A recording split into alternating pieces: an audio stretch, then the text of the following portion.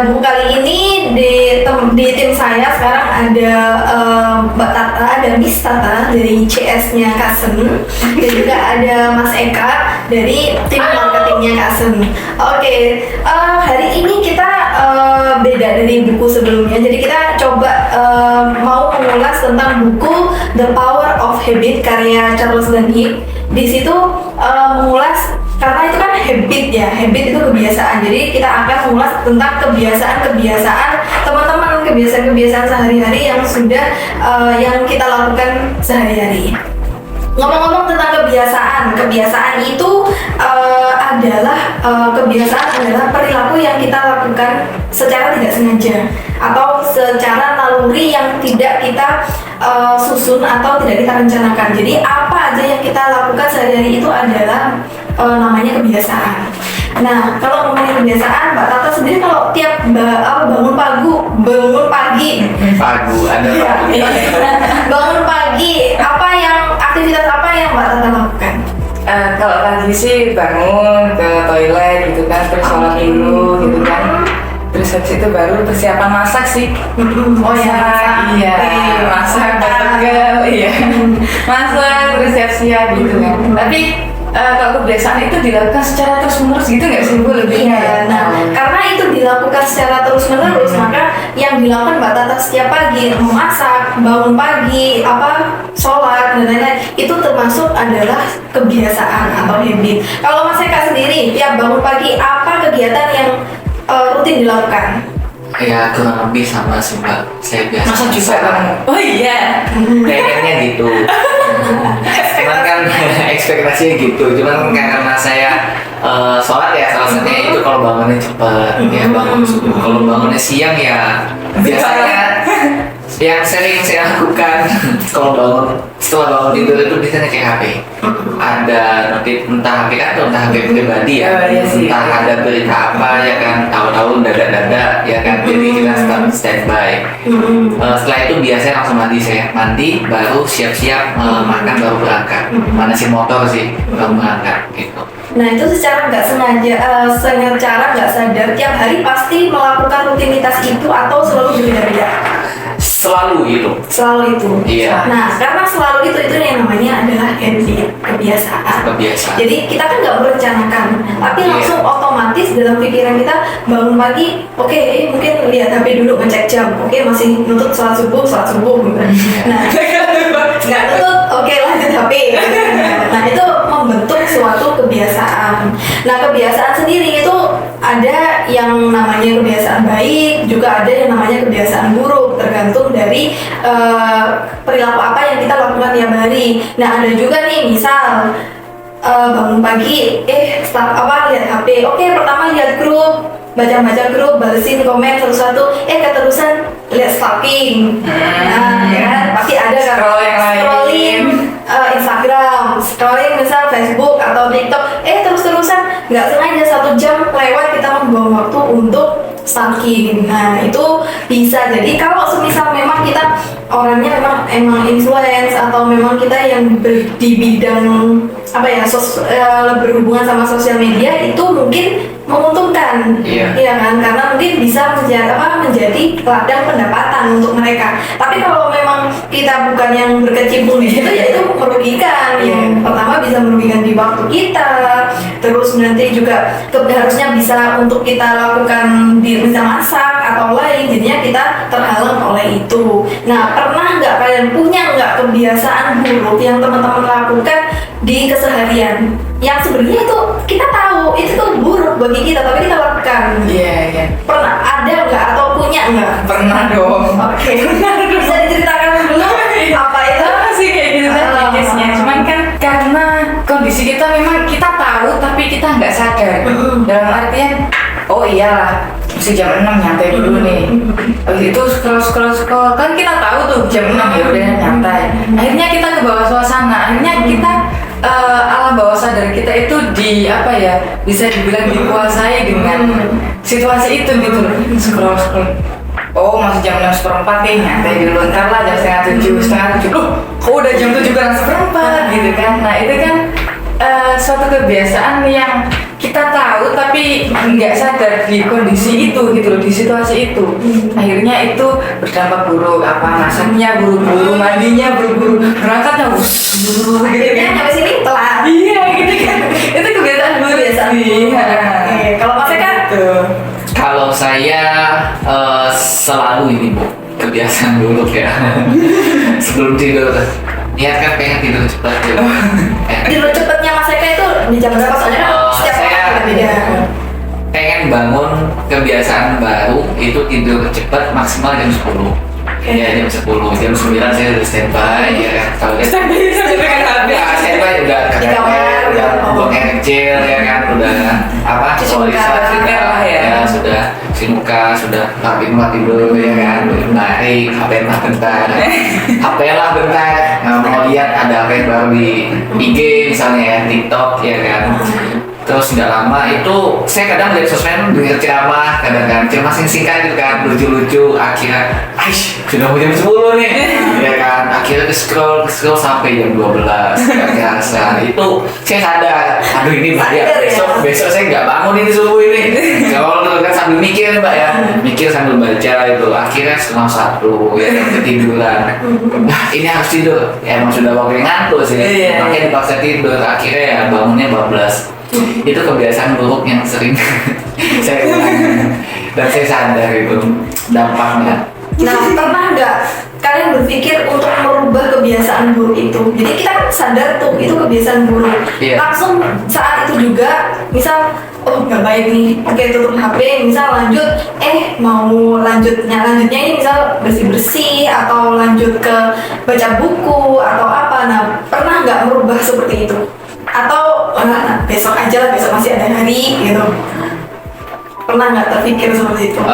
Kalau saya pernah Mbak, pernah. Cuman itu nggak bisa bertahan lama. Misalnya ya, mungkin satu hari, 2 hari, 3 hari lah ya maksimal itu saya bisa tahan sampai jam 10 tidur ya. Tapi nanti pasti nanti bolong-bolong di hari selanjutnya saya ngulangi lagi ya kan, akhirnya 14 apalagi kena weekend, aduh besok minggu itu susah ditahan. Tidurnya subuh mungkin ya? Aduh Atau pagi? saya tidur subuh itu entah apa yang saya lakukan. Gak bermanfaat sama sekali. Saya sadar nggak manfaat tapi saya ulangi terus, tapi ya gimana, enak juga kan. Ya gitu Mbak. Ya ada sih, kalau kepikiran ingin merubah itu pasti ada. Mungkin salah satu saya sering ulangi motivasi ya, motivasinya mungkin kurang. Saya cuma ingin merubahnya aja, tapi saya nggak mikir motivasi saya merubah itu apa, kurang apa ya, kurang greget mungkin ya. Itu sih kalau dari saya. Kalau Mbak Tata sendiri? Kalau pikiran ada Bu, jadi ada suatu hal yang menurut saya sama teman-teman itu dipandang sama tapi sebenarnya berbeda. Ada yang namanya keinginan, ada yang namanya kemauan. Lah kalau keinginan kan kita cuma pengen deh gitu kan. Kalau kemauan itu aku mau ini dong gitu kan. Itu menurut saya suatu hal yang hampir sama tapi sebenarnya berbeda. Jadi kalau kemauan itu sambil melakukan gitu kan.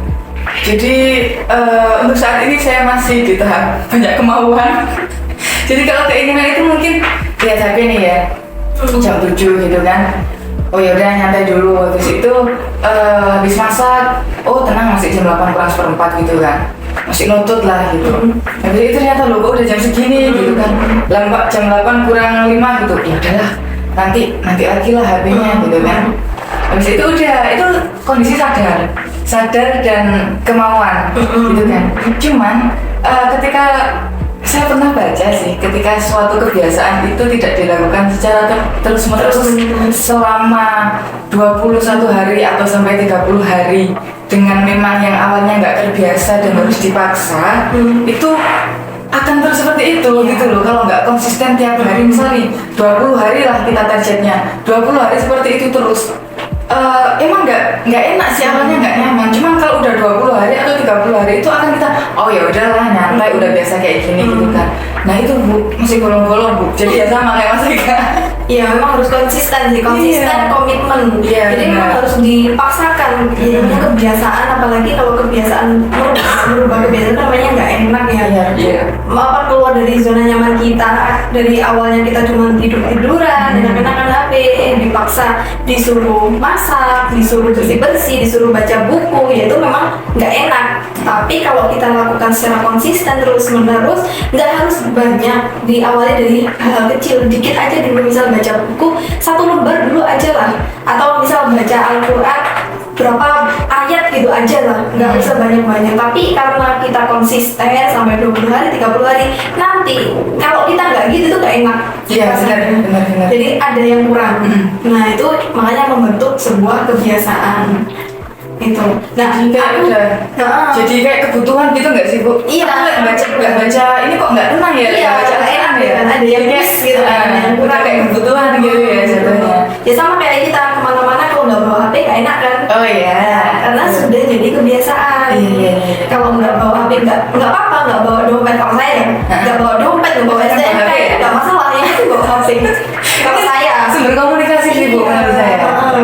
Walaupun nggak bawa uang nggak apa-apa, masih ada HP, ada banking gitu kan, aman gitu kan, kemana-mana aman.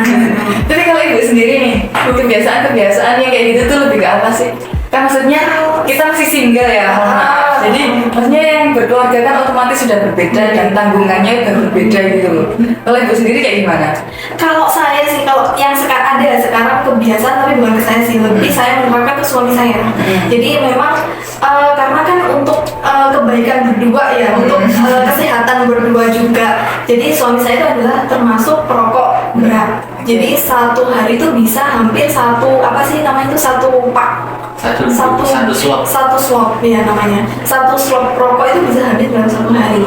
Dan itu dia sadar kalau itu tuh nggak baik untuk kesehatannya. Jadi dia tuh selalu batuk-batuk apa. Dia nggak bisa minum kopi juga karena kopi itu dia batuk juga. Jadi kalau udah kena kopi, udah kena rokok itu dia batuk itu secara terus-menerus sampai kayak orang bener-bener sakit gitu, batuk panjang gitu. Cuaca dingin juga termasuk. Nah makanya itu kita menerapkan. Jadi saya beliin dia itu permen. Jadi kalian tahu nggak permen yang ada tusuknya? Kayak lollipop gitu ya? Lollipop. Nah itu untuk pengganti rokok. Oh gitu. Jadi saya target di situ. Jadi kamu 1 hari berapa batang rokok? Misal 12 batang. Ya udah aku kasih 12 batang permen untuk dalam 1 hari. Tapi memang kebiasaan kan nggak harus bisa langsung hilang ya. Apalagi kalau kayak gitu kan mungkin ada tahapnya kan, karena dia di badan itu katanya nggak enak. Atau kan kita nggak tahu ya. Asam gitu katanya. Pusing atau apa, apalagi kalau dia lagi banyak kerjaan atau apa, itu kan deadline, target, dan itu kan pusing. Akhirnya ya udah bertahap dari 12 turun ke 8, dari 8 turun ke 4. Nah sampai sekarang 1 hari itu targetnya saya di 2.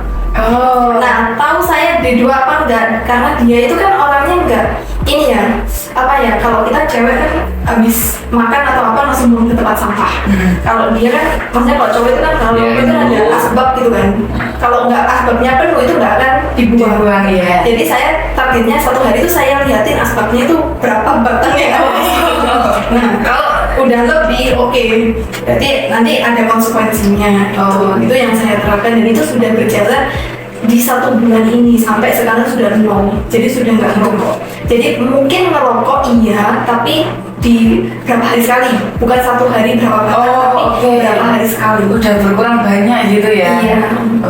Nah jadi penggantinya apa ya, itu tadi permen, terus cemilan itu non-stop, karena kan mungkin dia stres apa, pengalinya kemana. Jadi kan kita harus punya pengalih yang positif. Iya. Jadi kayak misal kita juga HP yang kita harus punya pengalih yang positif. Dari HP itu kita mau lari kemana, itu kita harus punya planning. Jadi nggak mau HP terus kita diem. Nah itu malah bikin stres. Jadi kita harus punya plan, ini larinya kemana, untuk menghilangkan itu tadi.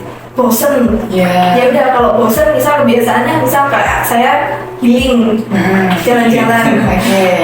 Saya itu jalan-jalan walaupun ke mall nggak beli apa-apa, pokoknya masuk mall itu sudah refreshing buat saya.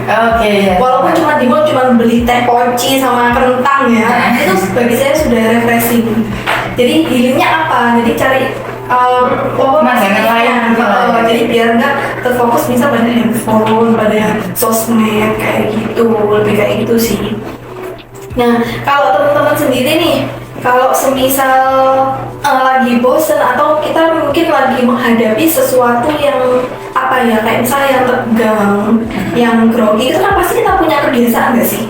Iya. Kebiasaan apa? Kayak saya misal takut tuh, kalau kebiasaan saya tuh keringat dingin. Kalau saya takut keringat dingin, terus mungkin kalau saya takut berbicara sama orang, saya nggak berani menatap mata dan apa ya, main tangan. Jadi lebih gini. Jadi saya kalau gini-gini tuh berarti saya lagi kurang nyaman itu, jadi nggak nyaman ngobrol sama orang itu gitu. Nah, pernah nggak sih kalian menghadapi seperti itu? Namanya kebiasaan loh, jangan salah. Iya sih. Ada juga kan misal kalau dulu itu kalau zaman sekolah mau ujian misalnya, kalau setiap mau ujian itu nggak bisa tidur. Atau mungkin apa ya, mules-mules. Ada juga loh itu. Iya benar. Mules sampai apa? Karena kita kan pikiran kan. Kayak suatu hal yang berdebat dalam diri gitu sih biasanya. Kayak mau ada apa ya? Impactnya ke badan, entah mules, pusing, mau diajak meeting atau apa, udah saya nggak punya materi, pusing saya. Jadi itu juga sebuah kebiasaan yang membentuk karena ya itu dilakukan berulang-ulang dan kita nggak tahu loncatnya ini mau plannya dibawa kemana, positifnya larinya ke badan, entah itu mules, pusing, kram atau apapun itu jadi tiba-tiba lumpuh aja. Tapi ada juga Mas Eka, itu termasuk kebiasaan-kebiasaan yang buruk. Nah, kalau teman-teman sendiri ada nggak yang seperti itu gitu loh?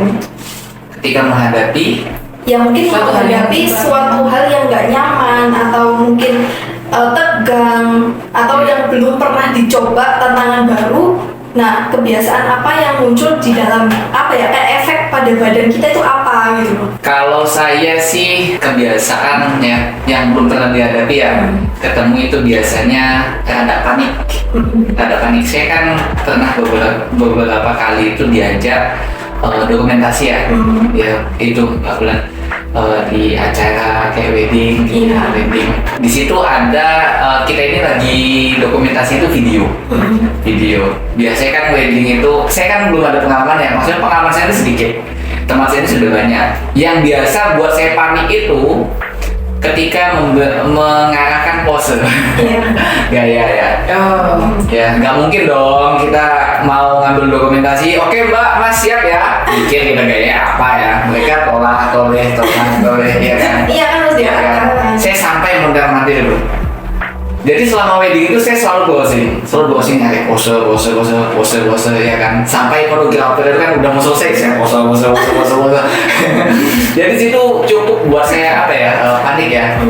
Apalagi kita kan di situ langsung dinilai sama orang juga kan, profesional atau tidaknya. Itu satu. Terus yang kedua, misalnya ada deadline, itu ya cukup membuat saya panik juga sih. Tapi ya mungkin banyak saya ketemu di sosial media video-video itu cara mengatasi panik atau gugup, salah satunya tenang ya. Kita mencoba menenangkan diri dulu ya, itu ada banyak berbagai macam cara. Kalau saya sih mungkin lebih ke religi ya. Saya dengar apa gitu, saya tenang terus dalam hati kayak ucap-ucap, oke jangan gerak. Oke, saya kok panik kan biasanya cenderung orang banyak gerak ya, nggak bisa diam, kakinya nggak bisa diam. Iya. Oke, kalau orang lama ngobrol, lama dipanggil kakinya kalau gini baru nggak betah dia. Itu saya biasanya coba tenang, ya kan, tenang dengan kadang saya merem dulu gitu kan, merem gitu. Ya nggak mau mikir apa-apa dulu sih, meresapi apa yang saya dengarin gitu. Itu kalau saya panik ya, kalau menghadapi sesuatu yang belum pernah saya hadapi atau jarang gitu. Mbak, ada nggak yang mau di-share? Ada sih, cuma kayak lebih ke apa ya, mungkin ini umum ya Bu. Jadi saya itu yang seolah-olah nggak bisa lepas dari kopi.